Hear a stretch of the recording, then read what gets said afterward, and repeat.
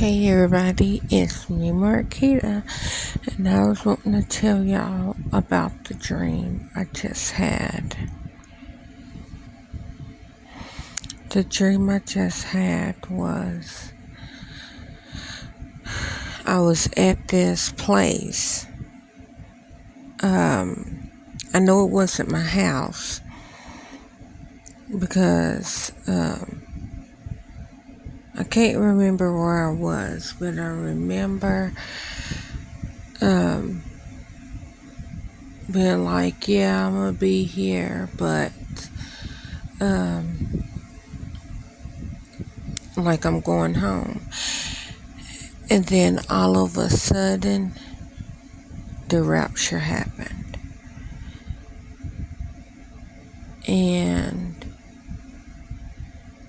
I, of course, I cried, and then I said, you know what? No. I said, why am I crying? Why am I shocked? God said that He was going to do this. And I went into survival mode. And I was like, okay. I was like, everybody get their backpack. And I remember when it happened, it was night. And it was starting to rain. But it wasn't like the 40 days, 40 night rain. It was just like regular rain.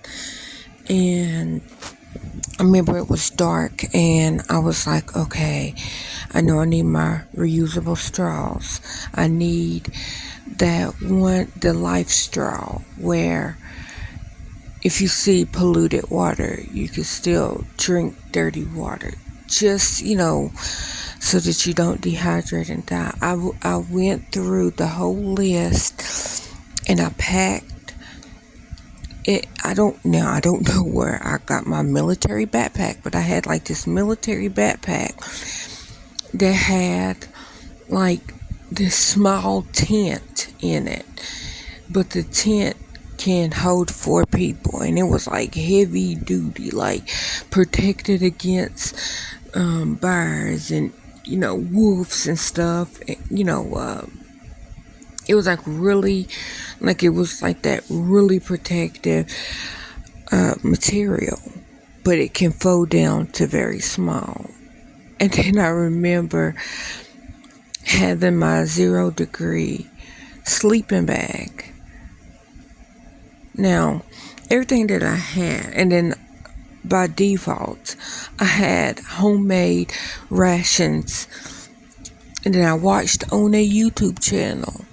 Now, in real life, I have watched how to make homemade ration meals, but I have never made one. But in my dream, I had some.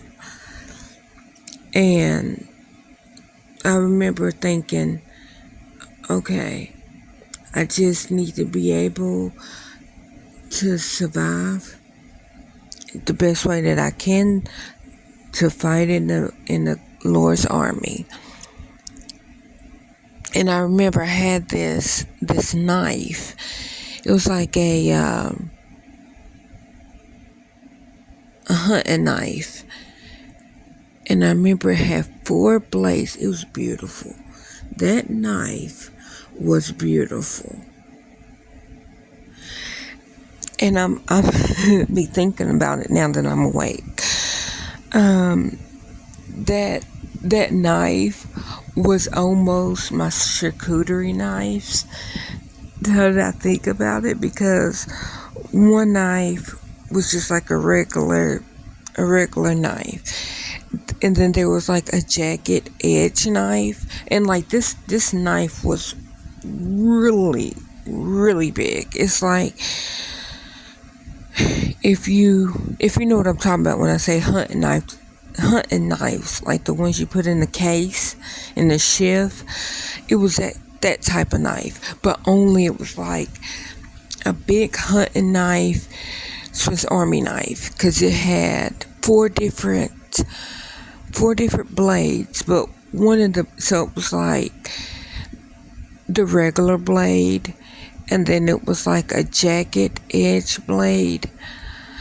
Then it was like the little spreader that, that I got with my charcuterie, and then it was, the smooth jacket, the charcuterie spreader kind, because that one wasn't sharp. Oh, and then like the little shovel type thing, just in case if I cut something, I can just like then scrape it up. It was sort of like that kind of thing. Now I laughed because that would have to be the most awkward knife in order to fit all that in there, but it did. I do have a long shovel thing, but it ain't gonna pick up much if I chop up some, I don't know. It was the big one. Like the scraper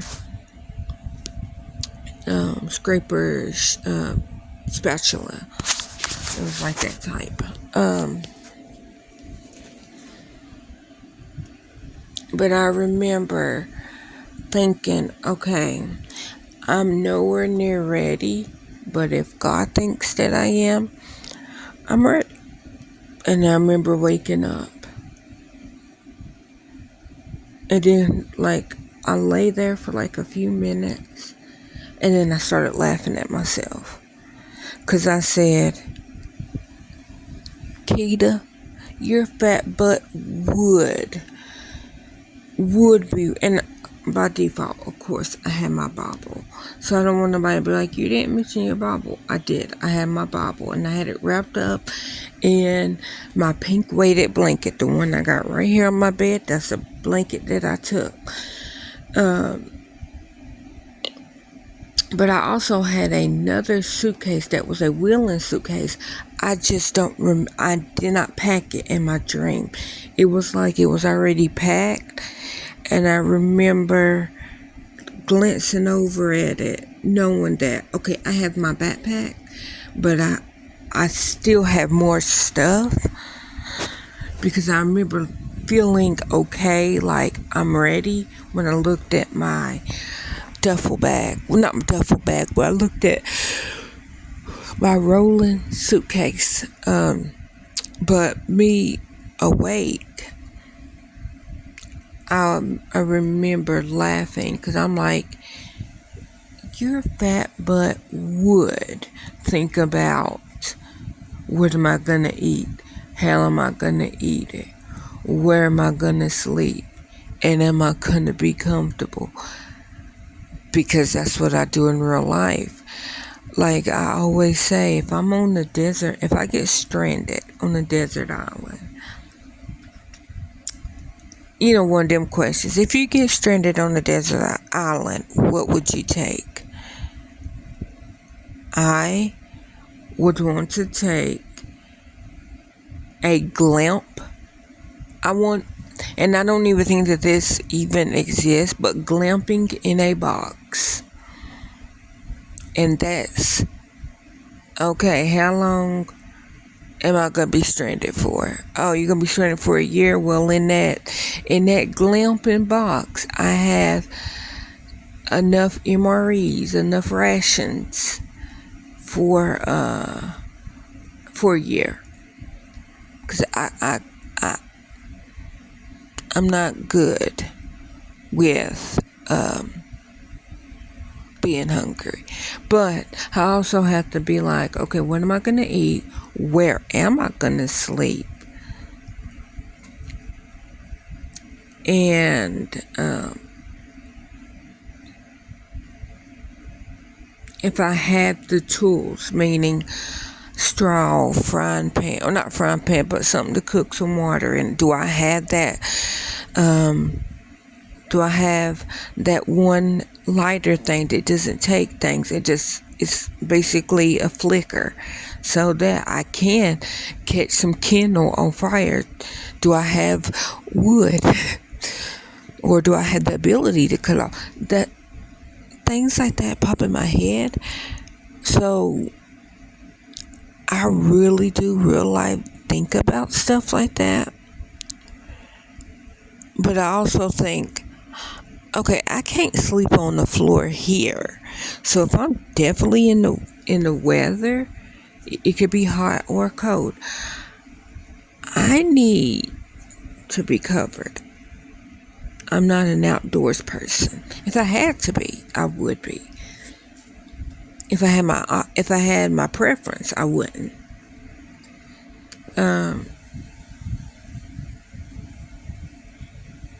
But give me some canned foods and a knife or a can opener.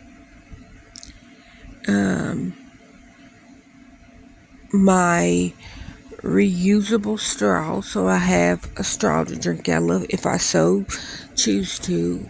A couple thermoses. Like I know how I would want, what I would want, and all that. But basically, give me something that's soft enough for me to lay on, a pillow that doesn't make me lay too flat, like I said, glamping. And I know in real life, you cannot choose what you take. And so that's why I laughed at myself when I woke up. Because I'm like, you would want that when it comes to the rapture. Your vain self. That's why you got left behind. Because you're so vain.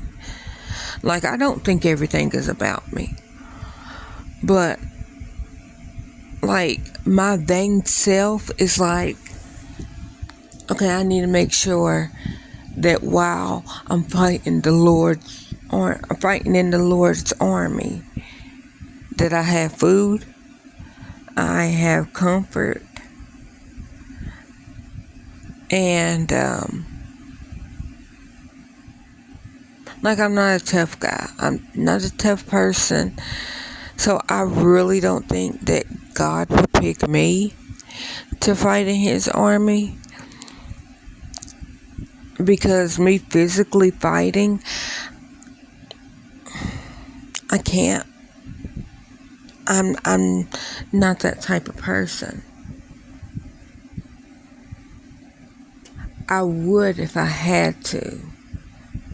But I would try to negotiate. I would try everything that I could.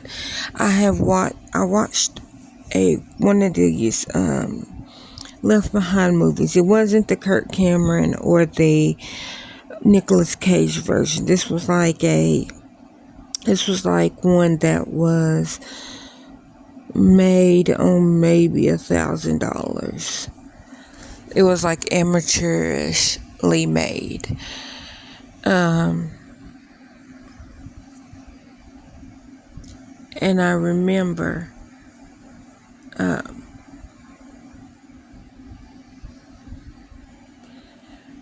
see, what was it? Because I got two different ones popped in my head. Okay, yeah. So, when it was one girl, her friend, and I'm going to say blonde-headed girl and black-headed girl, just so that you know what I'm talking about.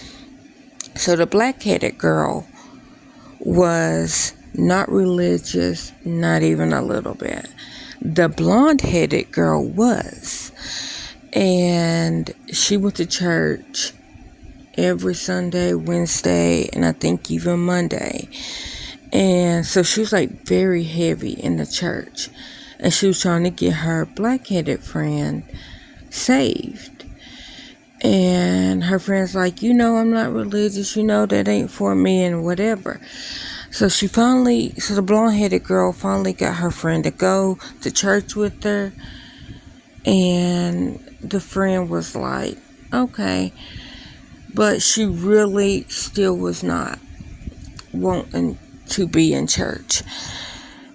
And then it was a man came by. And they were like, you now have to have the tattoo to get food, the tattoo to get gas, and all that. And the tattoo was the mark, and you can get it anywhere as long as you get it. And I remember watching that, and it was sad because that girl, like the blonde-headed girl and the black-headed girl, all went to, like, they went to a restaurant. And it was like little kids sitting there at the restaurant with the mark on their head, on their arm, on their leg. And I was like, why would you condemn your kid? And so the two girls didn't have it. But it was like a month before that, they met these two guys. And, so when the rapture did happen, or I'm going to say the rapture because when this did happen, if you didn't get the tattoo, you couldn't eat or anything. And I remember the black-headed girl's family was like, well, we're going to have to go get, our tattoo now. And so she's like, no, don't go, don't get the tattoo. The tattoo is evil and all that. And her parents is like, okay, well, we're going to go get it, and we really want you to go get it. And she's like, no, I'm not going to go get it. And so that black-headed girl's mom and dad and little brother went and got it. And then the blonde-headed girl's family, none of them got it. But they did get captured and they did get killed. Because, it was, it got to, if you don't get it, you will be killed. And so that it was the blonde-headed girl that wasn't religious. The dark-headed girl was. But yeah, so the dark-headed girl didn't get it. And the blonde-headed girl, she didn't get it. But her whole family didn't.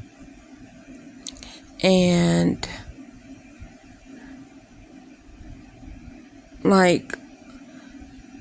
at the end of the movie, they got captured, the dark-headed girl and the blonde-headed girl.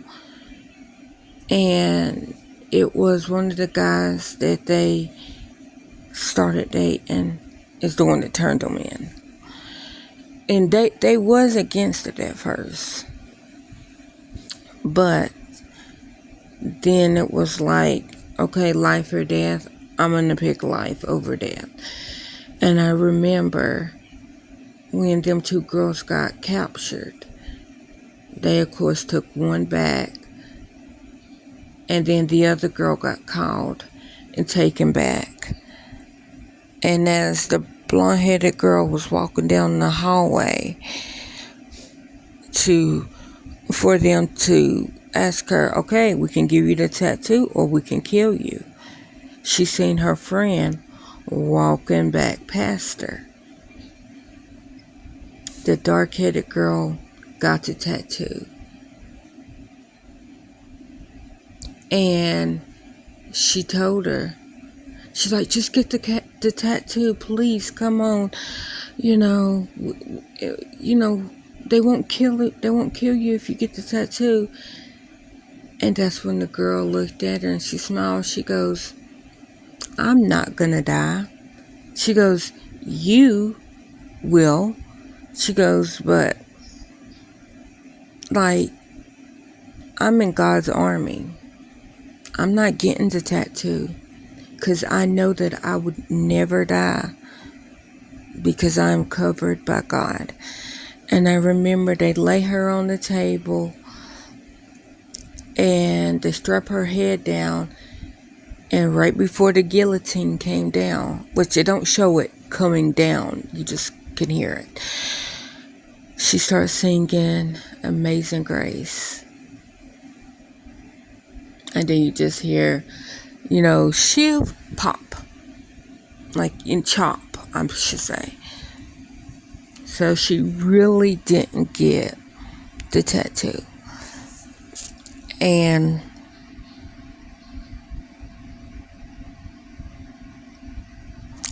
I should have had that in my dream. But I can't never tell my brain what to dream. But yeah, so that keeps popping in my head. I will not get my kids tattooed, which is so, it's so hard for me to say because I don't want my kids hungry ever. I don't want my kids ever discomfort. But I want their soul to be saved. I want them to be able to be with God, even if I can't be. So I will not get the tattoo. I will not make my kids get the tattoo.